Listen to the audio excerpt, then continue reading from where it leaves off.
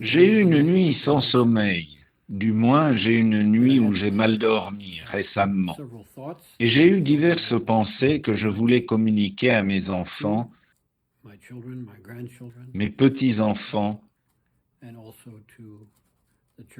et l'église de Zaventem. Alors je vais parler en anglais et pas en flamand pour que le plus grand nombre de gens puissent comprendre. Pardon pour ceux qui auraient préféré que je m'exprime en flamand. Nous n'avons pas oublié le flamand durant notre séjour aux États-Unis, mais apparemment ici on parle davantage l'anglais la plupart du temps. La question qu'on se pose dans un cas comme le mien, c'est « Pourquoi moi ? Pourquoi j'ai attrapé le cancer ?» Et une autre question, puis-je être reconnaissant quand une maladie grave, une calamité ou un problème me tombe dessus?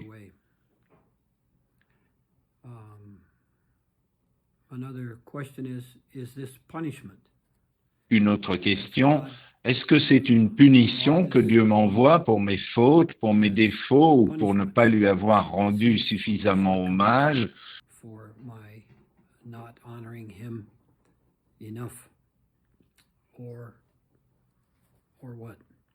Ou quoi? J'ai aussi reçu un email d'une personne très bien intentionnée qui m'a envoyé des témoignages de guérison divine, des guérisons miraculeuses du cancer ou d'autres choses, en me demandant d'écouter tous ces témoignages. Je ne l'ai pas fait, j'en ai écouté quelques-uns.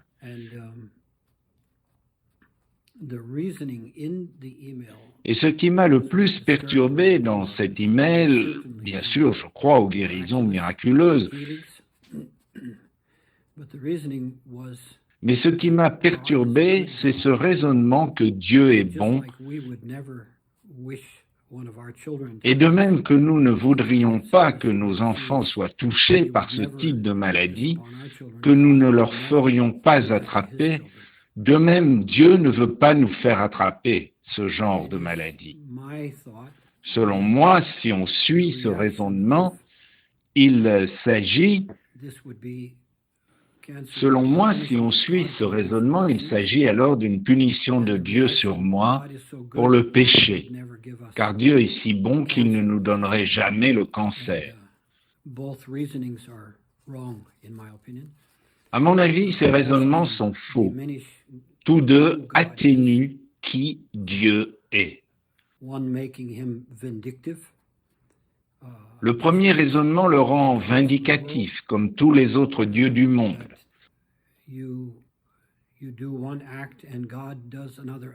Un acte bon de ma part entraîne un acte bon de Dieu. Tu fais quelque chose de bien, Dieu te le rend par quelque chose de bien. Mais ce n'est pas notre Dieu. L'autre raisonnement est que Dieu est tout amour et bonté, et donc que jamais il n'enverrait aucune calamité, aucune maladie sur ses enfants. C'est tout aussi faux, car ce n'est pas ce qu'on lit dans la Bible, et on peut y trouver de très nombreux exemples. Je vais en citer quelques-uns. Je peux parler de Job. Tout le livre de Job est intéressant à lire. Il est clair que Satan a cherché à attaquer Job, mais Dieu lui a donné la permission. Satan n'aurait eu aucun pouvoir sans l'autorisation de Dieu. Un autre exemple, c'est Joseph, qui a été malmené par ses frères. Et Dieu a changé cela en bien. On peut voir que c'était le plan de Dieu, si on le considère ainsi. Dieu n'a pas seulement tourné le mal des frères en bien, mais il avait ce plan pour que Joseph soit vendu et emmené en esclavage.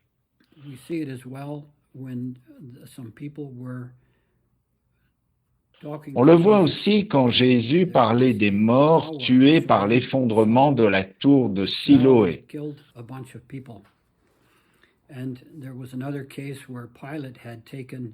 Ou encore des personnes exécutées par Pilate qui a mêlé leur sang à celui de leur sacrifice.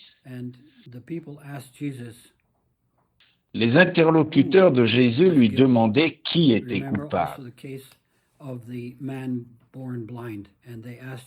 Il y a aussi l'aveugle-né, dont il demandait s'il était coupable de quelque chose, lui ou ses parents. Jésus a répondu qu'aucun ne l'était, mais que tout cela arrivait pour que Dieu soit glorifié. Ce qui est intéressant dans la tour de Siloé et les victimes de Pilate,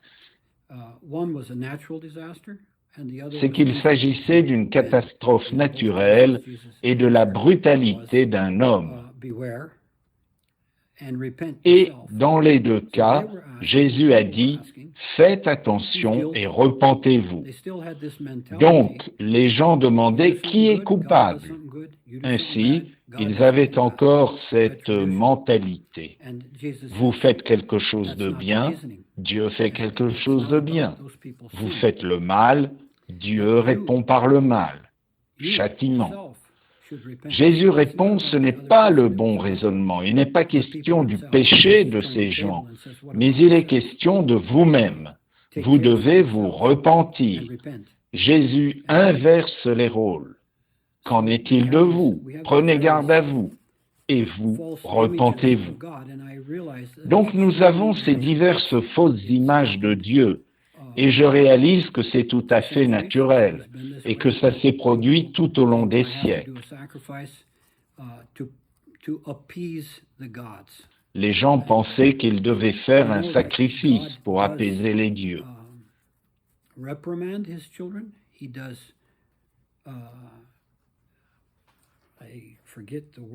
Oui, on sait que Dieu réprimande ses enfants, les châtie en quelque sorte. Mais ça n'est pas une punition, ça n'est pas pareil. Dieu, avec amour, corrige ses enfants. Et c'est comme nous quand nous disciplinons nos enfants pour qu'ils soient meilleurs. Et Dieu le fait avec ses enfants, avec nous, tout le temps. J'ai mentionné dans notre lettre de nouvelles l'apôtre Paul et l'épine qu'il avait dans sa chair. C'était une épine mise par Satan, mais avec la permission de Dieu. Et Dieu n'a pas enlevé cette épine de Paul, car elle était bonne pour lui. Et Paul a dû vivre avec cette épine, quelle qu'elle soit, on ne le sait pas exactement. Et il a vécu toute sa vie avec cette épine parce qu'elle était bonne pour lui, pour sa vie spirituelle. Alors, est-ce que je dois être reconnaissant pour ce cancer? Est-ce que chacun d'entre nous doit être reconnaissant pour les problèmes qui nous arrivent? Les maladies ou tant de choses. Pas seulement des problèmes naturels, mais aussi le chômage ou des problèmes relationnels. Devons-nous être reconnaissants pour cela? Mais je dis souvent qu'on ne doit pas être reconnaissant pour tout, mais au cœur de tout, de toute situation. Mais ma question est plus profonde. Dois-je être reconnaissant pour cette maladie? Et ma conclusion est que je dois être reconnaissant pour le cancer. Alors des théologiens pourraient venir et tenter de m'expliquer que j'ai tort, que j'ai une image déformée de Dieu. Mais mon image de Dieu est qu'il est amour et généreux, mais aussi qu'il est sage et qu'il a la perspective de l'éternité. Nous, en tant qu'humains, naturellement, nous avons notre quotidien en perspective. Nous n'avons pas le paradis, nous n'avons pas les pensées tournées vers le paradis tous les jours. Nous pensons à ce que nous avons maintenant, les difficultés que nous avons maintenant, les bénédictions que nous avons maintenant, les relations que nous avons maintenant. Et c'est bien ainsi, car c'est ainsi que Dieu nous a créés. Bon, ce pourquoi je peux être reconnaissant est que dans les activités et le rush de la vie, une personne doit parfois être arrêtée afin qu'elle puisse se concentrer sur Dieu. On chante souvent que Dieu est tout pour nous, qu'on est prêt à tout lui donner, à tout lui abandonner. Et pourtant, nous ne sommes pas prêts. Nos propres désirs, nos propres goûts, tout ça entre en ligne de compte. Mais quand on reçoit le diagnostic d'un cancer en phase terminale, tout à coup, beaucoup de nos priorités, de nos désirs deviennent sans importance. Cela ne compte plus.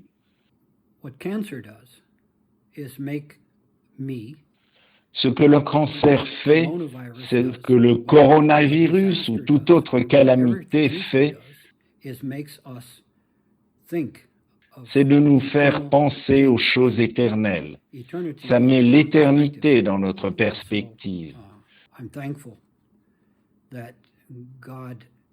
Donc je suis reconnaissant que Dieu, dans sa sagesse, m'ait donné le cancer.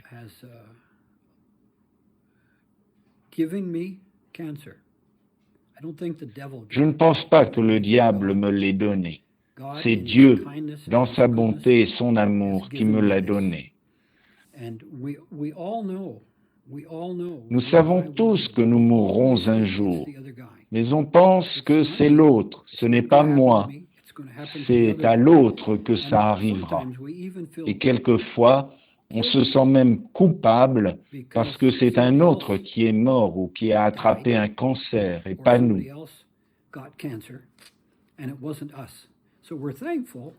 Alors on est reconnaissant que ce ne soit pas nous. C'est tout à fait naturel. Je sais, ces réactions sont naturelles.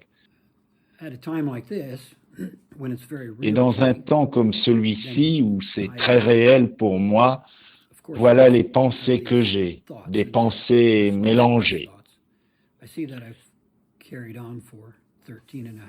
Je parle déjà depuis 13 minutes et demie, je ne vais pas trop prolonger. C'est déjà terriblement long.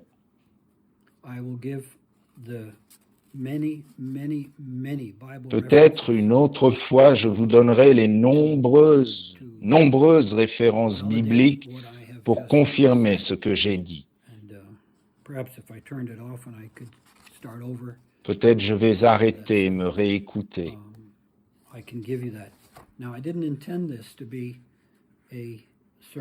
Je ne voulais pas que ça soit une prédication, mais plutôt un témoignage élargi pour l'église de Zaventem, où je compte des amis très proches de mon cœur.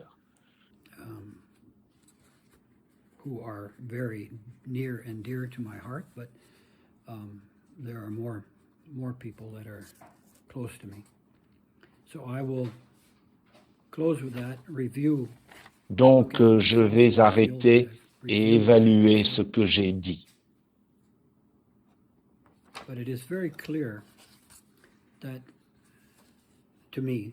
Mais pour moi, il est certain que Dieu veut que nous soyons tous sel et lumière dans le monde.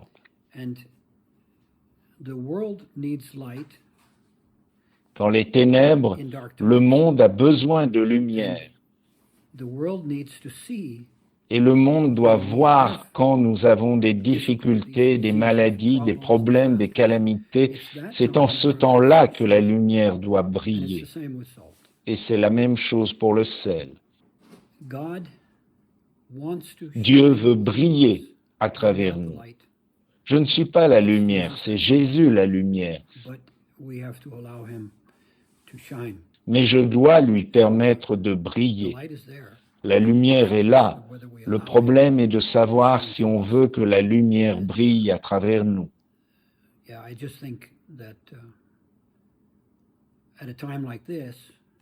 Dans un temps comme celui-ci, je pense que c'est de cette manière que je peux être un témoignage de sa grâce, de sa miséricorde et de sa perspective. La perspective de Dieu est si différente de la nôtre. Ses pensées ne sont pas les nôtres. Nos voix ne sont pas ses voix. Si souvent, en tant qu'humains, nous projetons nos pensées, nos voix, nos raisonnements, nos émotions, tout cela sur lui, comme s'il était comme nous. Mais c'est faux. C'est juste le contraire. Dieu veut que nous soyons comme Jésus. Je vais arrêter là. Merci. Au revoir.